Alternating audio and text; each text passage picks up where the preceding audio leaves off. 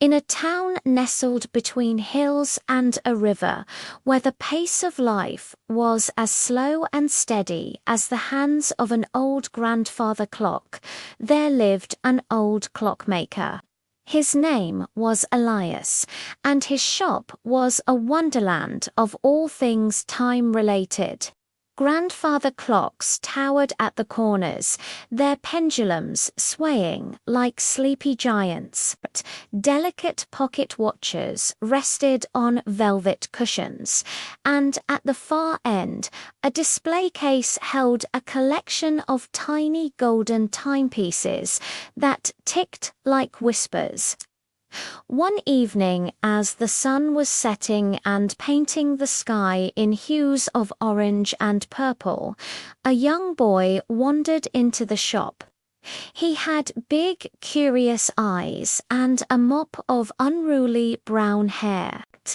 As he looked around, his gaze fell upon a peculiar clock in the corner. It was smaller than the others, and instead of pointing forward in time, its hands were moving backward. The boy walked towards it, mesmerized. "Why does that one run the wrong way?"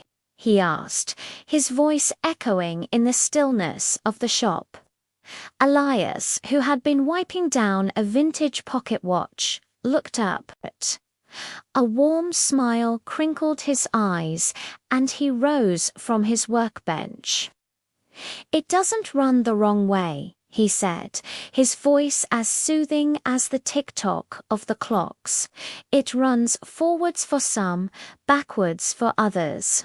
It gives people back one moment they wish to relive." The boy, who had been about to dismiss the old man's words as nonsense, paused.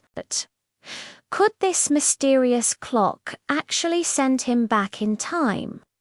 He thought about it for a moment. The idea was too fantastical to be true, yet the earnest look on Elias's face made it seem possible. And besides, what did he have to lose? "Then let me have that moment," the boy said, his voice barely a whisper. "Let me go back a week." Elias's smile faded, replaced by a look of concern. "Are you sure, child? Once you use the clock, that moment will be lost to you forever. You cannot own time, only borrow it." The boy nodded, his determination unwavering. "I want to see my father. I haven't seen him in a week, and I miss him." The clockmaker's heart went out to the boy. He, too, had lost his son years ago, and he understood the depth of the boy's longing. "Very well," he said, placing a gentle hand on the boy's shoulder. "But remember, time is a precious gift. Use it wisely." The boy stepped into the circle of light emanating from the clock, closed his eyes, and whispered, "The day before my father left." The air shimmered around him, and for the briefest heartbeat, the boy was no longer in a dusty clock shop. He was in his kitchen, the walls painted with colorful murals of playful pigs and sailing ships. The room was filled with the aroma of stew, and on the table sat a drawing of a sailboat and a love letter from his father, who was out on a long voyage. And then, like a gentle wave washing over the shore, his father's booming laughter echoed through the room. The boy opened his eyes and saw his father standing in the doorway, his face creased with a wide grin. For a moment, the two were lost in each other, the ticking of the clock in the corner forgotten. But as quickly as it began, the scene shifted. The boy found himself back in the shop, the memory of his father's laughter still ringing in his ears.